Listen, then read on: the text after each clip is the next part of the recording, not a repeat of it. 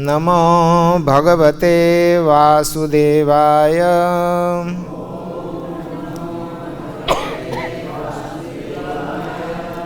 ओम नमो भगवते वासुदेवाय।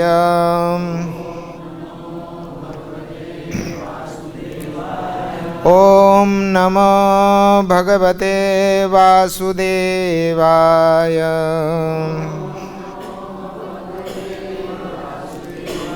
नारायणं नमस्कृत्य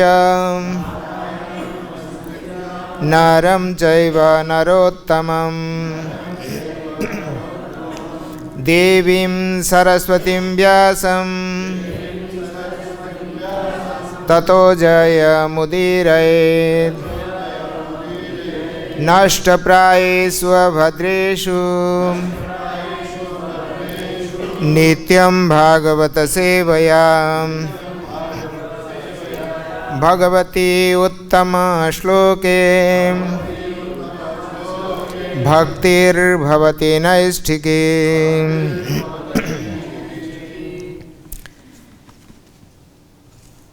तो आज हम श्रीमद् भागवतम के सप्तम स्कंद का प्रथम अध्याय का 11 श्लोक पाठ करेंगे। तो अध्याय शीर्षक है समदर्शी भगवान। भगवान समदर्शी। तो श्लोक संख्या 11। कालं चरन्तं सृजति शाश्रयं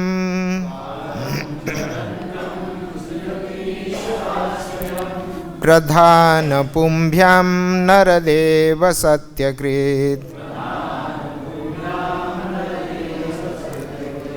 कालं चरन्तं सृजति शाश्रयं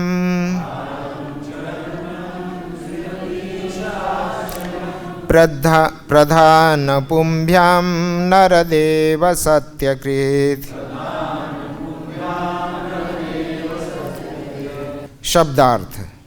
कालं समय, चरन्तं गतिशील, सृजति उत्पन्न करता है, ईशः पूर्ण पुरुषोत्तम भगवान, आश्रयम शरण, प्रधानम भौतिक शक्ति के लिए, पुंभ्याम तथा जीव के द्वारा, नरदेवम हे मनुष्य के शासक, सत्यम असली, कृत सृष्टा।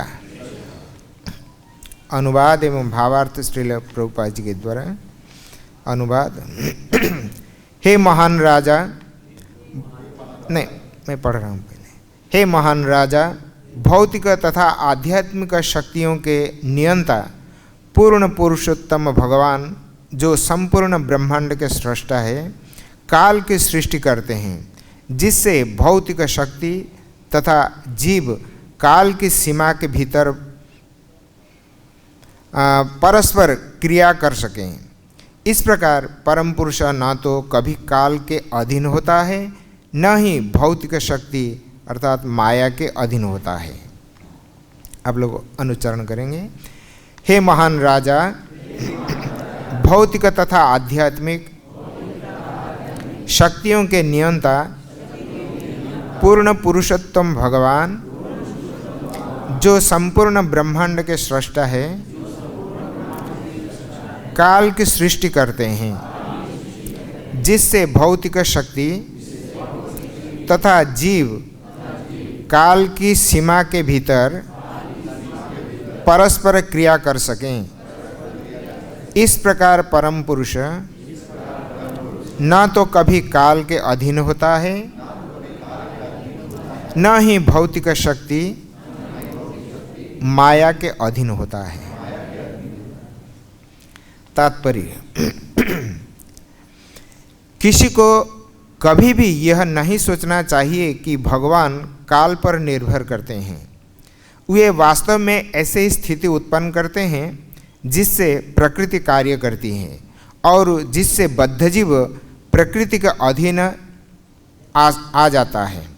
बद्ध जीव तथा प्रकृति दोनों ही काल के अधीन कर्म करते हैं, किंतु भगवान काल की क्रियाओं प्रतिक्रियाओं के अधीन नहीं हैं, क्योंकि काल की सृष्टि भगवान ने ही की है। अधिक स्पष्ट करने के लिए श्रील विश्वनाथ चक्रवर्ती ठाकुर कहते हैं कि सृजन, पालन तथा संहार ये तीनों भगवान के परम इच्छा के अधीन है। श्रीमद् भगवत गीता के 4 अध्याय 7 श्लोक में भगवान कहते हैं, यदा यदा हि धर्मस्य ग्लानिर्भवति भारत अभ्युत्थानम् अधर्मस्य तदात्मानं सृजाम्यहम्।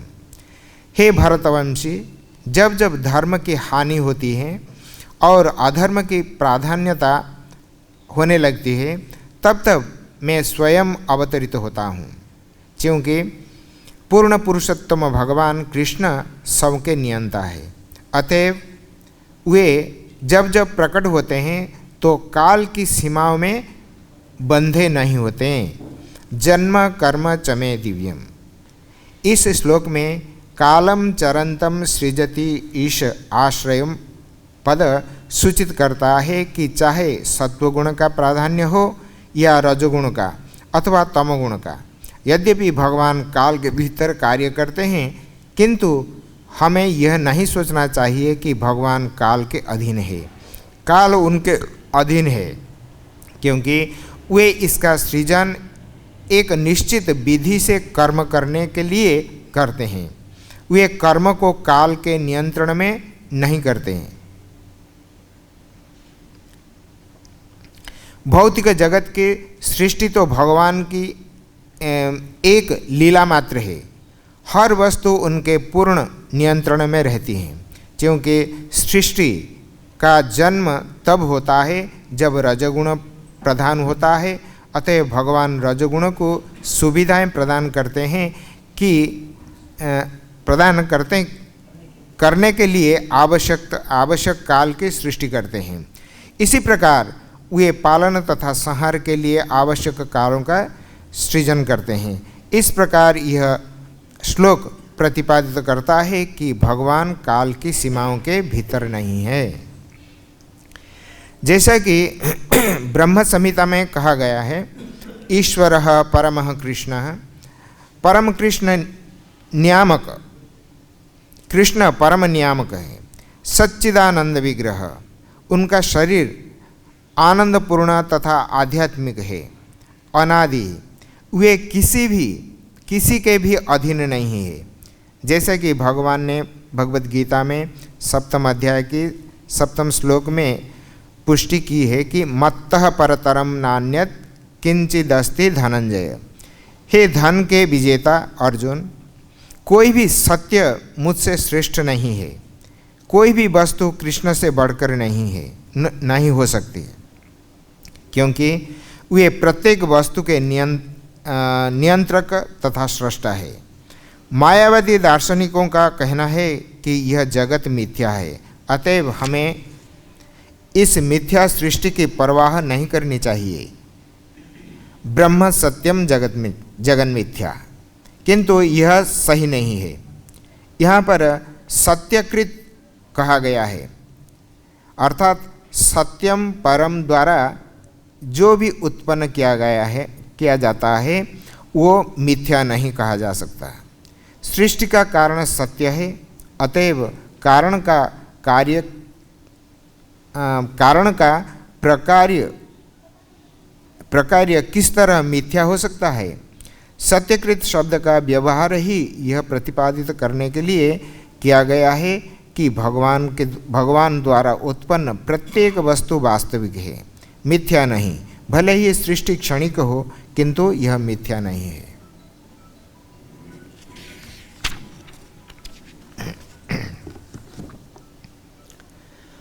ओम अज्ञानं तिमिरान्धस्य ज्ञानाञ्जनशलाकया चक्षुर्निमीलितं येन तस्मै श्रीगुरवे नमः। श्रीचैतन्यमनोभीष्टं स्थापितं येन भूतले स्वयं रूप कदा मह्यं ददाति स्वपदान्तिकम्। वन्देऽहं श्रीगुरोः श्रीयुतपदकमलं श्रीगुरुन् वैष्णवांश्च श्रीरूपं साग्रजातं सहगण रघुनाथान्वितं तं सजीवं साद्वैतं सावधूतं परिजनसहितं कृष्णचैतन्यदेवं श्रीराधाकृष्णपादान् सहगण ललिता श्रीविशाखान्वितांश्च। हे कृष्ण करुणा सिंधो दीनबंधो जगत्पते गोपेश गोपिकाकांत राधाकांत नमस्तुते। तप्त कांचन गौरांगी राधे वृंदावनेश्वरी वृषभानुसुते देवी प्रणमामि हरिप्रिये। जयतां सुरतौ पंगोर्मम मंदमतिर्गतिः मत्सर्वस्वपादाम्बुजौ श्रीराधामदनमोहनौ दिव्याद्वृन्दारण्यकल्पद्रुमाद्धः श्रीमद्रत्नागारसिंहासनस्थौ श्री श्रीराधा श्रीलगोविन्ददेवौ प्रेष्ठलीभिः सेव्यमानं स्मरामि। श्रीमन्रासरसारम्भे वंशीभट्टतटस्थितः कर्षणवेणुष्वनैर्गोपी गोपीनाथ श्रियस्तु नः। वाञ्छाकल्पतरुभ्यश्च कृपासिन्धुभ्यैव च पतितानां पावनेभ्यो वैष्णवेभ्यो नमो नमः। नमो महावदान्याय कृष्णप्रेमप्रदायते कृष्णाय कृष्णचैतन्यनाम्ने गौरत्विषे नमः। जय श्री कृष्ण चैतन्य प्रभु नित्यानंद श्री अद्वैत गदाधर शिवासादि गौरभक्तवृंद। हरे कृष्ण कृष्ण कृष्ण हरे हरे हरे राम राम राम हरे हरे। वंशी विभूषितकरान्नवनीरदाभात् पीताम्बरादरुणबिम्बफलधरोष्ठात् पूर्णेन्दुसुन्दरमुखादरविन्दनेत्रात् कृष्णात् किमपि परमतत्त्वमहं न जाने। कृष्णात् किमपि परमतत्त्वमहं न जाने। कस्तूरीतिलकं ललाटपटले वक्षस्थले कौस्तुभं नासाग्रे वरमौक्तिकं करतले वेणुकरे कङ्कणं। सर्वाङ्गे हरिचन्दनं सुललितं कण्ठे च मुक्तावलीं गोपस्त्रीपरिवेष्टितो विजयते श्रीगोपालचूडामणिः। बर्हापीडं नटवरवपुः कर्णयो कर्णीकारं बिभ्रतवासः कनककपिशं वैजयन्ती च मालां। रन्ध्रान् वेणुरधरसुधयां पूरयन् गोपवृन्दैः बृन्दारण्यं स्वपदरमणं प्राविशत् गीतकीर्तिः। मुखं करोति वाचालं पंगुं लंघयते गिरिं यत्कृपातमहं वन्दे परमानन्दमाधवम्। कालं चरन्तं सृजत्तीशाश्रयं प्रधानपुंभ्यं नरदेव सत्यकृत। हे महान राजा, भौतिक तथा आध्यात्मिक शक्तियों के नियंता पूर्ण पुरुषोत्तम भगवान जो संपूर्ण ब्रह्मांड के सृष्टा है, काल की सृष्टि करते हैं जिससे भौतिक शक्ति तथा जीव काल के सीमा के भीतर परस्पर क्रिया कर सकें। इस प्रकार परम पुरुष न तो कभी काल के अधीन होते हैं न ही भौतिक शक्ति माया के अधीन होता है।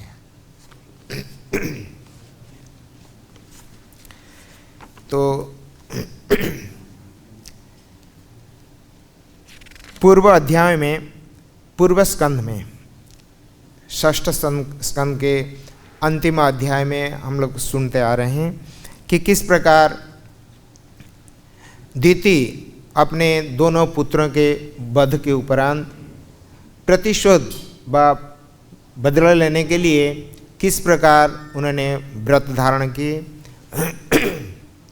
और जो भी घटना घटी है, तो सब वृत्तांत आप लोगों को अवगत है। तो इस प्रकार जब हिरण्यकशिपु एवं हिरण्याक्ष के वध करने के बाद पश्चात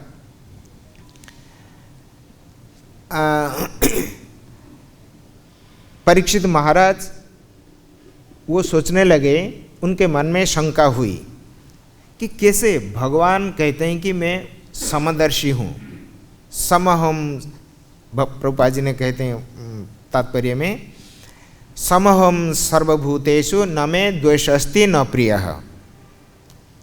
अगर भगवान समदर्शी है तो इस प्रकार दैत्यों को वध करना और जो देवता है तो उनका पक्ष लेना, ये तो असंगत है, ये ठीक नहीं है।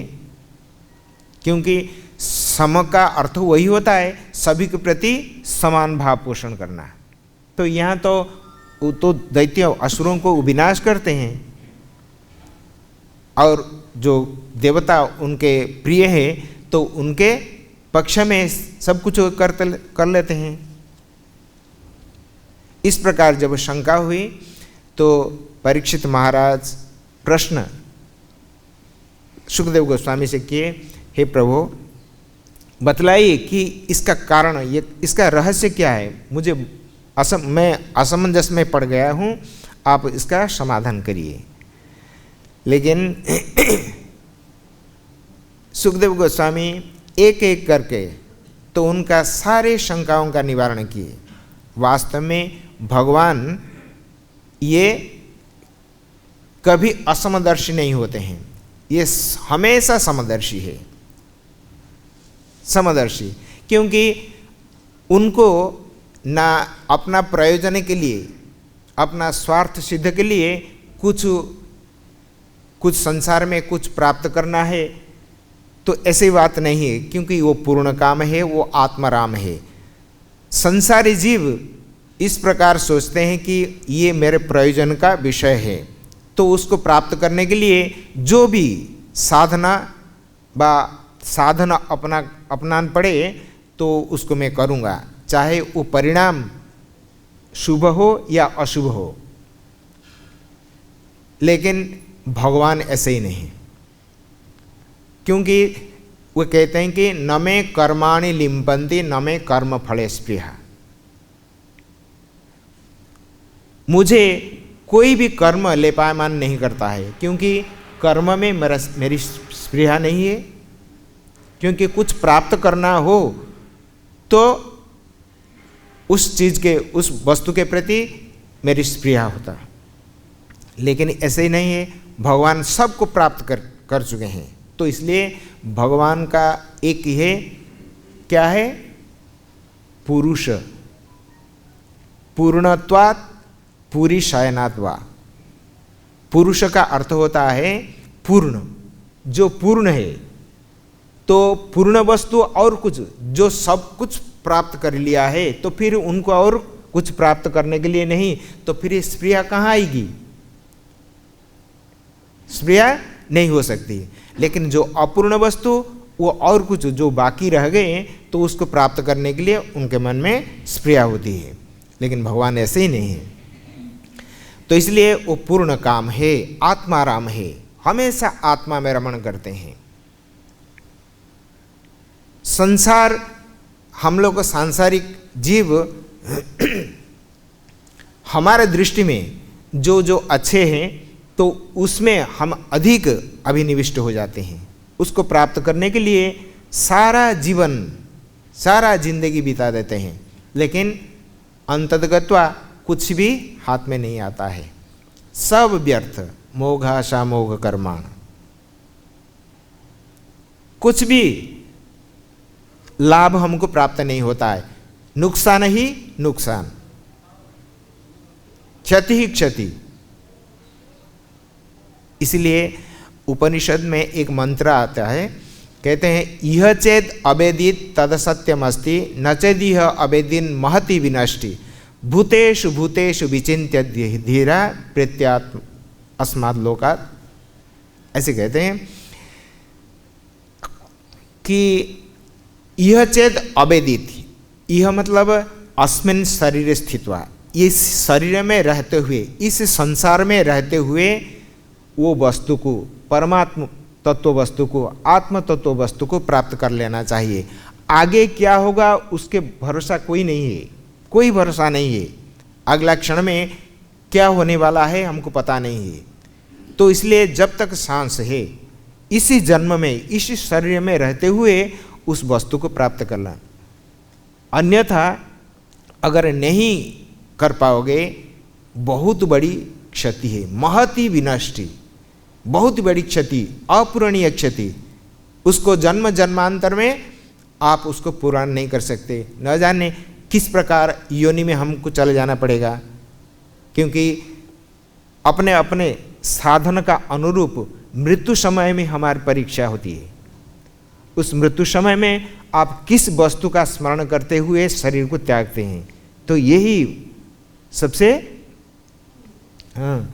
कठिन व्यापार है। इसीलिए हम लोगों को साधना में ऐसे ही चीज़ हमको अभ्यास करना पड़े, तो अंत में मृत्यु समय में वही याद आ जाए। यही तो श्रीमद् भागवतम कहते हैं। षष्ठ स्कंद में हम सुने अजामिल का चरित्र,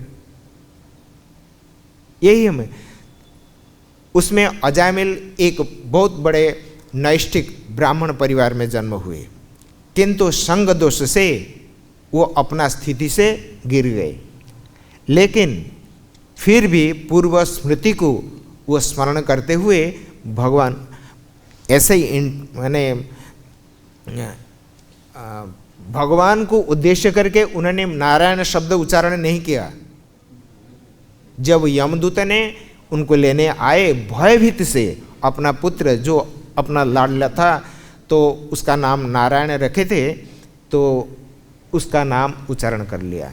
तो देखो भगवान का नाम कितने शक्तिशाली है, कितने बड़े महान पाप से वो हमको उद्धार करते हैं। इसलिए भगवान गीता में कहते हैं नेहाभिक्रम नाशोस्ति प्रत्यवाय न विद्यते स्वल्पम अप्यस्य धर्मस्य त्रायते महतो भयात्। इस मार्ग में, ये भक्ति मार्ग में, मोक्ष मार्ग में अगर थोड़ी सी हम कुछ कर लिए, वो प्रयास वो हमें एक महान भय से हमको बचा सकता है। यही श्रीमद् भागवत में तो यही सब चर्चा होती है। कैसे हम बद्धजीव किस प्रकार भगवान का स्मरण करते हुए हम शरीर को त्यागेंगे। अंतिम समय में अंते नारायण स्मृति एतावान सांख्य योगाभ्याम स्वधर्म परिनिष्ठया जन्म लाभ परम पुंसाम अंते नारायण स्मृति। भगवान नारायण का स्मरण हो जाए अंतिम समय में, वही हमारे इम्तिहान, वही परीक्षा में हम सफल हो गए। तो इसलिए परीक्षित महाराज के मन में, परीक्षित महाराज ऐसे ही कि उनका मन में शंका होगी, ये नहीं हमारे लिए वो शंका करते हैं। और सुखदेव गोस्वामी आचार्य गुरु रूप में किस प्रकार संशय को छेदन करते हैं। कहते हैं कि नहीं, भगवान ऐसे ही नहीं, न मैं द्वेषस्ति न प्रिय। अगर कोई मेरे द्वेषी हो तो मैं उनसे नफरत घृणा करूं, और कोई मुझे प्रिय हो मैं उनको आदर दूं, ऐसी बात नहीं है। क्योंकि आदर निरादर ये दोनों ये स्वार्थ के प्रयोजन हेतु, अपना स्वार्थ को प्राप्त करने के लिए हमें किससे मित्रता करते हैं, किससे शत्रुता करते हैं। लेकिन भगवान का ऐसे ही नहीं, क्योंकि उनका कोई प्रयोजन नहीं है, संसार से उनका कोई प्रयोजन नहीं है, वो पूर्ण है, पूर्ण है। उन्होंने बढ़िया दृष्टांत देकर कहा, आगे भी आएंगे इस अध्याय में, आगे आएंगे किस प्रकार शिशुपाल का उदाहरण देते हुए कहते हैं। जब राजसूय यज्ञ के बाद युधिष्ठिर महाराज का भरी सभा में सभी बैठे हुए, तो जब शिशुपाल ने भगवान श्री कृष्ण से अनर्गल बातें करने लगा, जो कि उपस्थित जो भगवान के जो प्रेमी भक्त थे उनको असह्य यंत्रणा होने लगा। अब भगवान ने सहन किए, ऐसे ही कि बलराम जी भी क्रुद्ध हो गए और उपस्थित बड़े बड़े राजा पितामह भीष्म ये सब उपस्थित थे, लेकिन भगवान उनको बोलते हैं कि उनको बोलने दीजिए। जब 100 गालियां वो दे देंगी, इसके बाद फिर 100 पूर्ण होने का बाद जब फिर 101 होगा तो फिर मैं देखूंगा कि जो वरदान उसको दे चुका हूं तो उसका सार्थक करूंगा। तो उन्होंने उनको सुदर्शन चक्र से काट डाले। लेकिन उसी माने भरी सभा में सभी का उपस्थित में देखते देखते शिशुपाल का जो आत्मा ऐसे ही ज्योति रूप में भगवान का चरण में जाकर उनसे लीन हो गई आत्मा। तो देखो, इतना द्वेष करने वाला व्यक्ति भगवान किस प्रकार अपना शरीर में उसको लीन कर लेते हैं। तो दृष्टांत में समझाते हैं परीक्षित महाराज से सुखदेव गोस्वामी, कहते हैं कि देखो ये ऐसे ही है, अगर वह द्वेषी वास्तव में भगवान का वह द्वेषी होता तो फिर उनको तो वहीं से दूसरा भटकते रहो जन्म जन्मांतर, ऐसे ही बोल देते हैं, निरादर करते हैं। ले नहीं, भले ही उनका पूर्व इतिहास और कुछ है, उनका अत्यंत प्रियजन है, वो वैकुंठ के अधिवासी है, जय और विजय नाम का द्वारपाल थे। तो इसलिए उन्होंने इस प्रकार कहते हैं, इसलिए भगवान किसका पक्षपात नहीं करते हैं। और कहते हैं प्रभुपाद जी ने सुंदर दृष्टांत देकर कहते हैं कि तब तो फिर ही भगवान इस प्रकार जब भाव पोषण करते, असमदर्शी भाव पोषण करते हैं, ये तो काल का अधीन। तो ये कहते हैं नहीं, काल का वो सृष्टा है, वो काल को भी सृजन करते हैं, तो इसलिए काल का अधीन नहीं हो सकते हैं। भले ही जब जब, इसलिए प्रभुपाद जी ने तात्पर्य में कहे कि यदा यदा ही धर्मस्य ग्लानिर्भवति भारत अभ्युत्थानम अधर्मस्य तदात्मानं सृजाम्यहम् परित्राणाय साधूनां विनाशाय च दुष्कृतां धर्म संस्थापनार्थाय संभवामि युगे युगे। तो जब उस प्रकार वो 3 चीज करने के लिए आते हैं, क्या? परित्राणाय साधूनां विनाशाय च दुष्कृतां और धर्म संस्थापन। ये तीनों कार्य के लिए जब आते हैं तो ये संसार में तो आते हैं, ये संसार त्रिगुणमय, तो गुणक प्रभाव में आए ना नहीं, तो गुणक प्रभाव में आकर इसी प्रकार तो द्वेष करते हैं, असुरों को विनाश करते हैं और देवताओं का रक्षा करते हैं, तो फिर गुणक प्रभाव में आ गए। कहते हैं नहीं नहीं, ये गुण का प्रभाव नहीं है। प्रभुपाद ने सुंदर दृष्टांत में कहते हैं कहते हैं जब जेल में है ना, कारागृह में जब दोषी क्रिमिनल सब रहते हैं ना, तो जब रहते हैं तो जेलर जो वो जेल का अध्यक्ष होते हैं, तो कभी कभी वो जेल का अंदर जाकर वो दोषियों को देखते हैं। तो वो जिस प्रकोष्ठ में, जिस कमरा में वो रहते हैं, तो उस कमरा में वो तो घूमकर आते हैं ना, तो फिर उनको भी जाना पड़ा ना जेल का अंदर, अर्थात जेल का नियम उनको भी, जैसे दोषियों को कारागृह में बंद पड़ा, हाँ, तो रहते हैं, तो उसी प्रकार भगवान भी उसका अंदर गए, वो भी काल का प्रभाव जेल का अंदर रह गए। वो कहते हैं नहीं, जिस प्रकार वो जेलर उनका निगरानी में ये सब होता है, वो देखते हैं वास्तव में ये सब जो अपराधी है उनका दंड के साथ व्यवस्था उनके लिए सही चल रहा है ना नहीं, वो देखने के लिए वो जाते हैं अंदर। इसका मतलब नहीं है वो दंड का जो नियम के अनुसार उनको उसका अंदर प्रविष्ट होकर उनको कष्ट व दंड भोगना पड़े, ऐसे ही नहीं। उसी प्रकार भगवान वो मायातीत है, गतिर्भर्ता प्रभु साखी निवासः शरणम सुहृद प्रलयम निधान प्रभवम प्रलयम, ऐसे ही कहते हैं। गति सभी का, सभी जीवों का, इवन काल का भी वो गति है।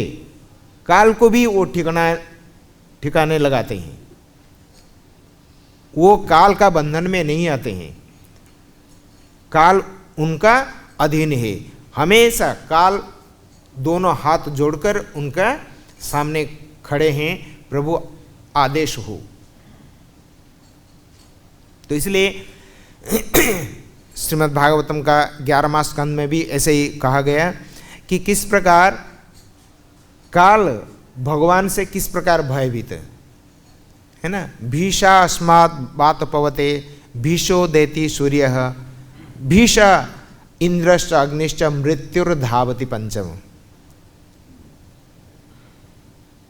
भीषा अस्मात् बात पवते, जिनके भय से ये वायु चलायमान होता है।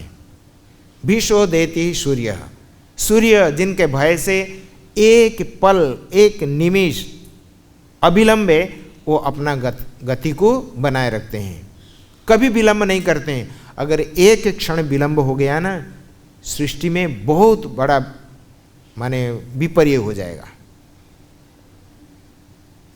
इसलिए भीषो देति सूर्य और इंद्र अग्नि, इनका तो क्या कहना है। और मृत्युर्धावति पंचम, मृत्यु तो उनका भय से कंपायमान होते हैं, तो वो कैसे काल का अधीन होंगे? नहीं, कभी नहीं, क्योंकि सभी का सृष्टा।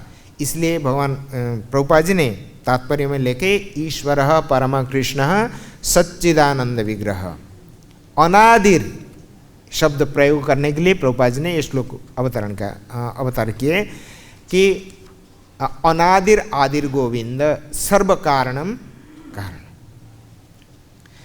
सभी के कारणों के कारण। क्योंकि हमारे पिता हमारे कारण, आपके पिता आपका कारण, पिताजी का पिताजी, ऐसे ही बहुत सारे कारण है। लेकिन वो कहते हैं कि जितने भी कारण संसार में है, सभी कारणों का वो कारण है, अर्थात वो अनादि है। अनादि शब्द का अर्थ कारण, आदि शब्द का अर्थ है कारण, अनादि शब्द का अर्थ है जिनका कोई कारण नहीं है। इसलिए भगवान अनादि, अनादिर आदि, अनादि भी है और आदि भी है, सभी का आदि है और उनका कोई आदि नहीं है। इसलिए अनादिर आदिर गोविंद। इसलिए वो काल का अधीन नहीं हो सकते। और जो इस प्रकार जानते हैं, तो उनको ये संसार से उतर जाते हैं। जो इस प्रकार जानते हैं भगवान का ये दिव्य जन्म कर्म च मे दिव्यम एवं यो वेत्ति तत्वतः जो जानते हैं, तो फिर ये संसार में फिर वो ये त्रिगुण का प्रभाव में फिर जन्म मृत्यु जरा व्याधि ये चक्कर में वो नहीं आते हैं। यही सबसे बड़ा, यही दोष, चार ही दोष ही संसार में, जन्म लेना, मृत्यु, जरा व्याधि, जन्म मृत्यु जरा व्याधि, दुख दोषानुदर्शनम। ये बड़े बड़े विद्वान इस प्रकार भगवान का स्थिति और अपना जो आत्मस्थिति, हम जो भगवान का अंश है और अंश का यही कार्य होता है कि अंशी का सेवा करना, उनको खुश करना। जैसे हमारे शरीर में जितने भी अंग प्रत्यंग है, इस वो अवयव हैं, अगर ये मान लीजिए वो स्ट्राइक करेंगे, हड़ताल कर बैठेंगे, हम नहीं काम करेंगे, क्या होगा? हड़ताल करेंगे, ये हाथ बोलेगा कि बहुत सारे खिला चुका हूँ, ये मुख में, ये ग्रास में बहुत बार डाल चुका हूँ, और नहीं करूँगा, ये मुख अपना अपना खा ले, मैं नहीं डालूँगा। तो परिणाम क्या होगा? भोजन जो ग्रास है अंदर नहीं जाएगा, तो शरीर का साथ है ये भी खत्म हो जाएंगे। तो इसलिए हम जब जीव जानते हैं कि हम भगवान का अंश है, और अंश का काम होता है कि हमेशा अंशी का सेवा करना और उनको खुश रखना। यही इसी में ही शरीर को हमें पुष्ट रखेंगे, ये हस्त पर जितने भी अवयव हैं ये भी सब ठीक ठाक रहेंगे। अगर नहीं करेंगे तो शरीर भी बिना, शरीर मतलब क्या है? अवयवों का संघात है, समूह है। तो जब शरीर चला जाएगा अर्थात सारे अवयवों के साथ वो भी लोप हो जाएगा, खत्म हो जाएगा। इसलिए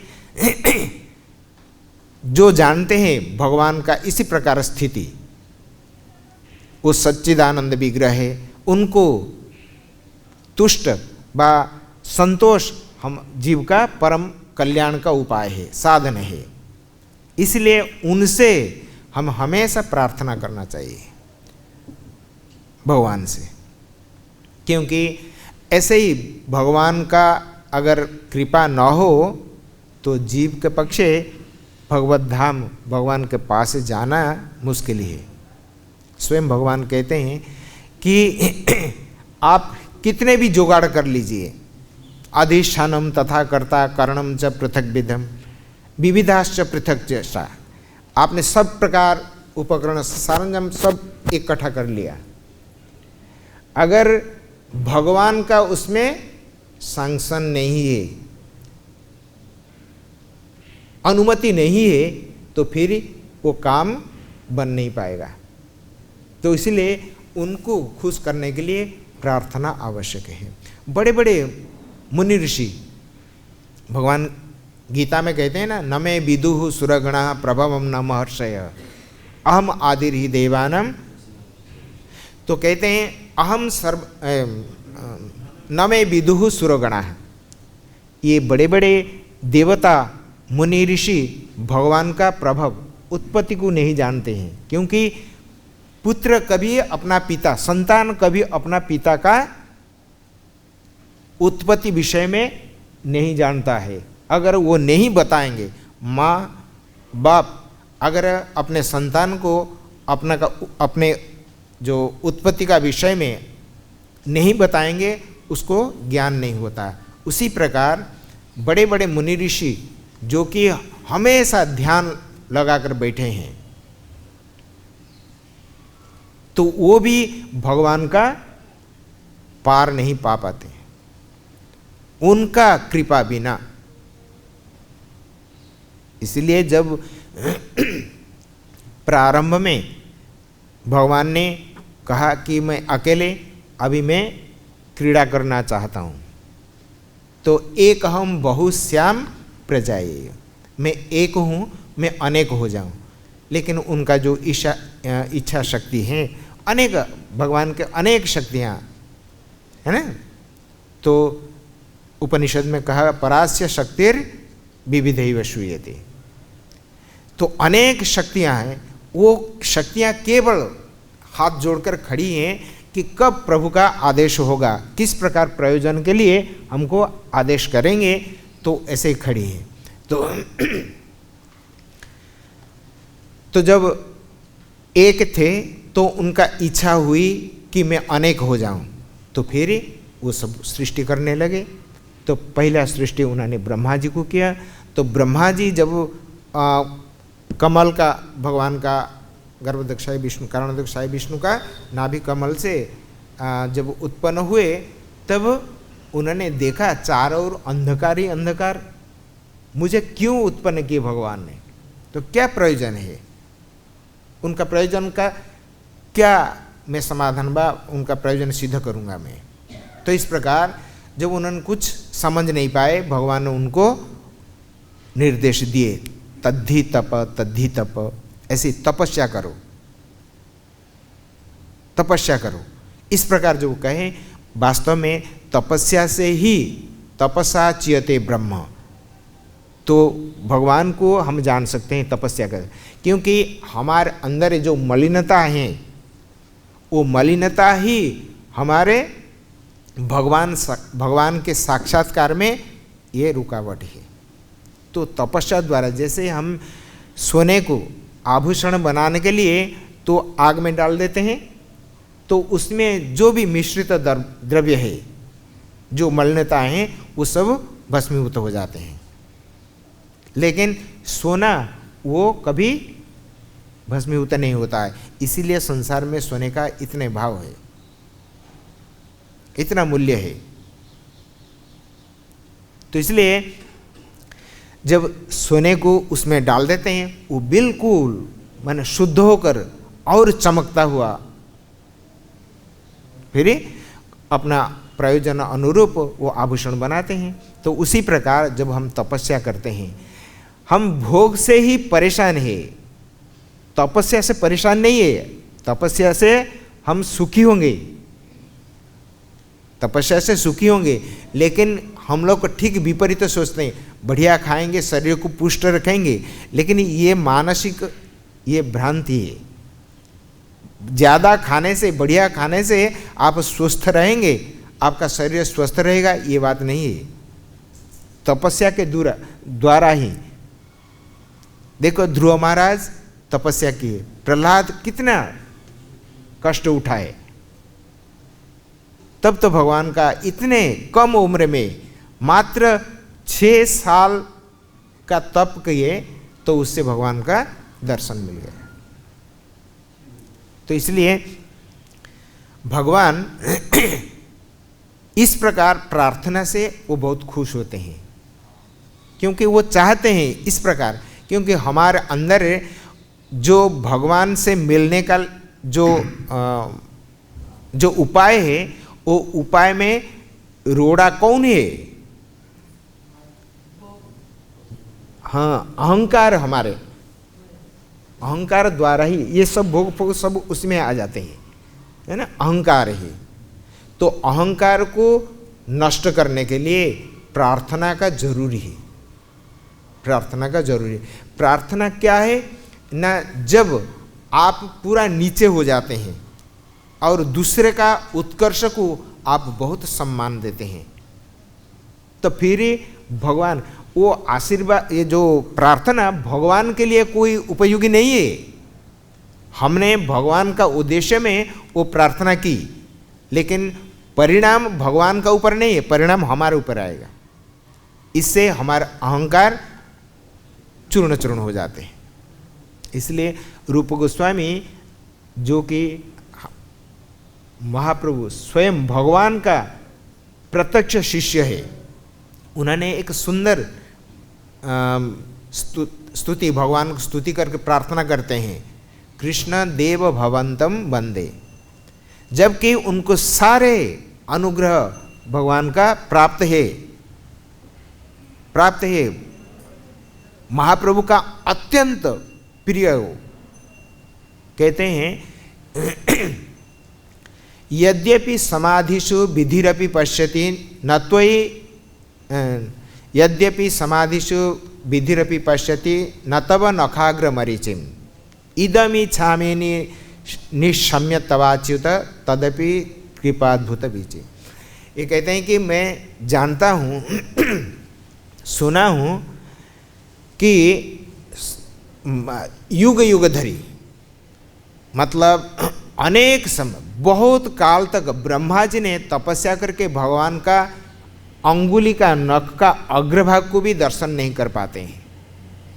यद्यपि समाधिषु विधिरपि पश्यति न तब न पश्यति, न नहीं देख पाते हैं। क्या नहीं देख पाते हैं? न तब नखाग्र मरीचिम, नख का अग्रभाग के जो ज्योति को वो देख नहीं पाते हैं, लेकिन मन में भरोसा रखे हैं। इदमी छामे निशम्यतवाच्युत तदपि कृपाद्भुत विजय। लेकिन मैंने सुन रखा हूँ पूर्व आचार्यों से कि आशा बांध कर बैठे हैं, आशा बंध समुत्कंठा, उत्कंठा सहित आशा बांधकर बैठे हैं कि आचार्यों ने कहा कि अवश्य प्रभु मुझे दर्शन देंगे। इसलिए मैं इसी आशा भरोसा में बैठा हूँ, कब न जाने भगवान का कृपा के जो उताल तरंग हमारे ऊपर उमड़ आए, कभी ना कभी हो जाएगा। तो इसी प्रकार तो अपने सबरी जब दंडकारण्य भगवान रमण कर घूम रहे थे असुरों को विनाश और अपना लक्ष्य स्थल को पहुंचने के लिए ढूंढ रहे थे, तो उस अरण्य में एक ऋषि थे, मातंग ऋषि। उनका एक शिष्या जो कि अस्पृश्य है, अर्थात नीच कुल की है, लेकिन उसका इस प्रकार जो कार्यकलाप है, तो उस कार्यकलाप से ऋषि बहुत संतुष्ट, खूब खुश हो गए और उनको बोले कि तुम हमारे आश्रम में आ जाओ। न गुरुदेव, कैसे मैं आ सकता हूँ? यहाँ ब्रह्मचारी लोग सब निवास करते हैं, मैं जाति में स्त्री हूँ, मैं कैसे आ सकता हूँ? ना, मैं ब्रह्मचारियों से, अंतेवासियों से मैं बोल देता हूँ कि आज से तुम हमारे यहाँ के निवासी हो गए। और जब ऋषि उनका समय हो गया जाने के लिए, तो उनका जो ये शिष्य, तो उन्होंने भगवान उनसे ऋषि से पूछा, गुरुदेव आप जा रहे हैं तो फिर मुझे तो कुछ बोलकर जाइए, मुझे भी साथ में लेकर चलिए। ना नहीं, अभी नहीं, और बाकी है, समय है।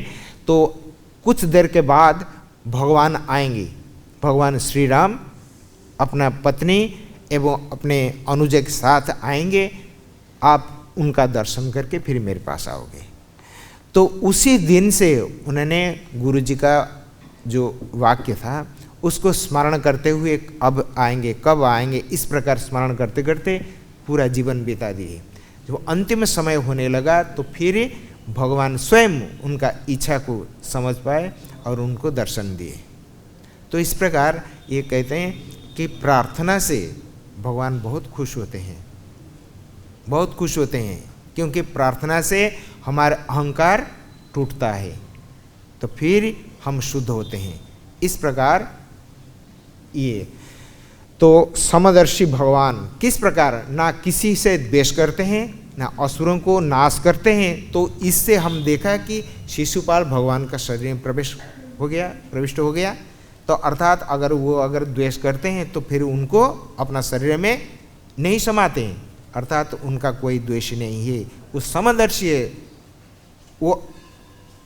वो सभी के लिए समान, चाहे वो दंड दें किससे और किससे प्रेम करें, उभय समान। देखो, दंड का परिणाम जब इस प्रकार होता है, अपने में समा जाते हैं, तो फिर जो प्रेमी भक्त उनसे प्रेम करते हैं तो उनका गति क्या होगी, आप चिंता करिए। तो इसलिए इस प्रकार भगवान का ऊपर अंगुली उठाकर आरोप लगाना ये सही नहीं है। ये सुखदेव गोस्वामी इस प्रकार बहुत बढ़िया सुंदर सुंदर दृष्टांत आगे देंगे इसी अध्याय में, बहुत बढ़िया। तो समय हो गया, तो आज ये करते हैं, फिर धीरे धीरे चलेगा।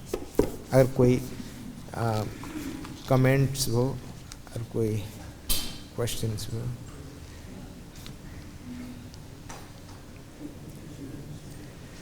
जय ग्रंथराज श्रीमद् भागवतम की, श्रील प्रभुपाद की, हिताय गौर प्रेमानंदे।